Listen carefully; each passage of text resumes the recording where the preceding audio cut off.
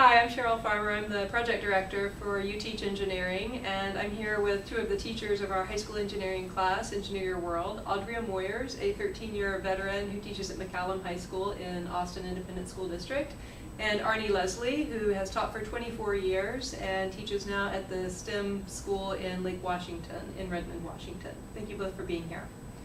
I want to talk with you a little bit about some of the questions that we might ask in a panel about how to adapt engineering instruction for different populations in different classrooms. So the first thing I'd like to ask each of you to do is to describe your classroom, describe your student population, and how it either is different from sort of the average classroom, or maybe you think represents the average classroom in America. So Audrey, would you like to start?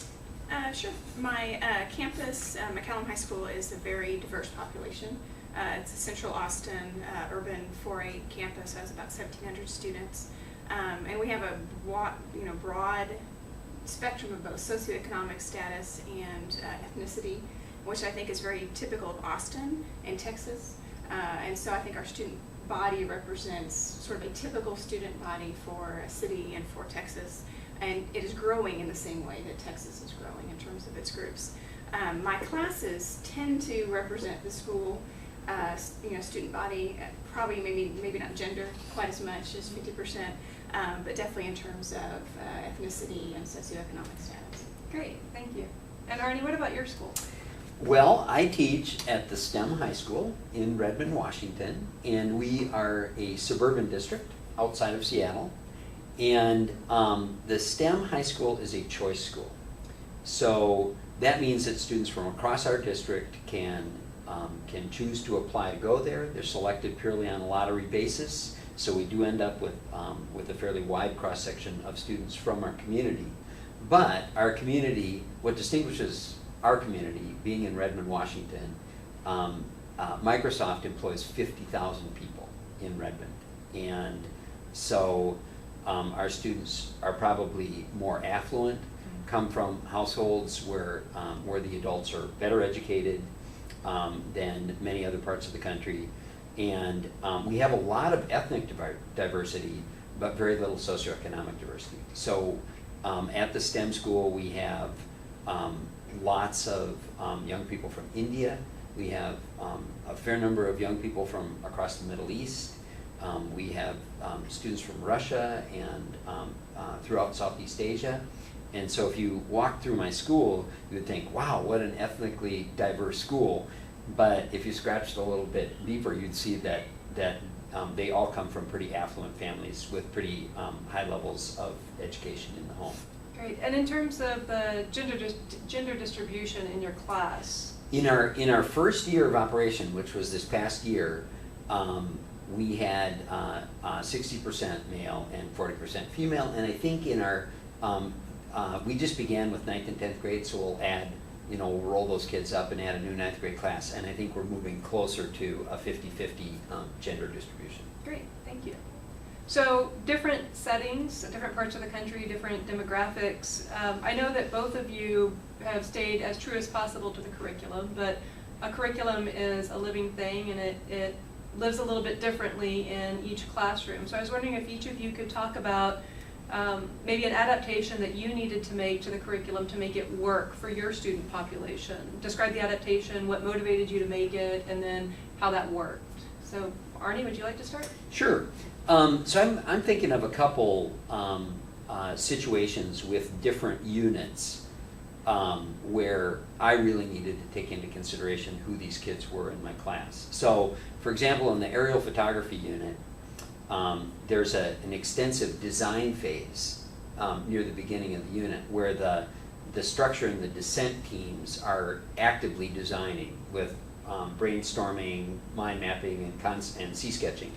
And the payload folks, supposedly, at that point, are learning how to build breadboards and getting familiar with that and downloading the Pickaxe software and coding. Well, in my community, so many of the kids have experience with electric circuitry and certainly with programming that I took all of the kids across the room who were on the payload team, and I moved them onto descent and structure during the whole design phase. So they were actively involved with the concept mapping, the C-sketching and all that stuff. And then once their groups had decided on their prototypes for structure and descent, then those kids moved back over on payload, and they still had plenty of time to accomplish their tasks over there. And it was a really good choice because they whipped through that stuff. There wasn't a single group in my 3 classes who actually built the breadboard the way that they were instructed to. They all modified it, and many of them modified the program as well. They told their camera to shoot video rather than still images. They did all kinds of crazy stuff. They kind of left me in the dust, so, which was fine. But it sounds like a great adaptation to allow all of the students to participate actively in the creative concept generation. It was a good decision, all the way around, and I just, I just intuited that was the right thing to do, just because I know how many of our kids at our school are already coding by the time they're in 9th or 10th grade. Sure. And so it turned out that was smart. And what the groups had done was they had the students in their group who felt the most adept with the breadboard and the programming, that's who they put on that team. So it was pretty, so I was on track. Yeah. When they went to the So yeah, and then I'm thinking also in the robotics unit. Again, a lot of the students had experience with robotics, and so I gave them a lot of latitude to modify it. Not everybody built the tribot, and there were a crazy array of different designs. I think I might need to rethink that for next year, but so that was another example where I thought they had some initial experience, so it made sense to give them more latitude in the design. Thank you. And Audrey, what about you? And you've taught the course for several years now, so you may have done things differently in different years, but can you pick out one or two? Yeah, well, there's lots of ideas I can think of for the remediation or just day-to-day things, like if I've just graded the notebooks, starting out with kind of debriefing those things. But I think kind of tying in to ideas for being able to do more or sort of work with your expertise. So my background is in kind of CAD and 2D and 3D, and a lot of my students, I'd say about a third to a half of the students in this particular course have had me in another course and come in with CAD experience. And so I try to incorporate that as a possibility into the classroom. And so, for example, on the pinhole camera unit, when they are needing to document their design, well, it's, almost every group has a student in it that either can draw that design in AutoCAD or Inventor or SketchUp or some other program. And so it lets them bring in prior knowledge from other classes and see how they might apply it in a new design situation. And so what I like about the curriculum is it gives the teacher the opportunity to bring in their expertise like that, whereas a physics teacher might be able to go farther on certain things, with their students, and I can kind of stretch my students a little bit more in other areas. That's probably the biggest example I can think of that's kind of consistent throughout the 3 years that I've taught it. Great. Thank you. Just one more question. I was wondering if each of you could talk a little bit about lessons learned, Arnie, from your first year of teaching the course, Audrey, or from your many years of teaching the course, that are informing your plans for further adaptations. And when you're thinking about these, how do you balance this desire to stay true to the curriculum, because we are a research project and we do ask you to stay as true to the curriculum as possible, with the imperative that you must meet your students' needs? So Audrey, would you like to start? I would say kind of the overarching thing I've seen in the 3 years that I've taught it is the work with the notebook, the engineering notebook for the students, and constantly modifying what I thought the first year I was going to get and what I got and what I'd like to get, and it's really still an ongoing process. That I've tried different techniques. That documentation aspect of the course is huge and important. And I think students realize that, but they really struggle with it. And so while some of the other units have changed from year to year, that's been kind of a constant.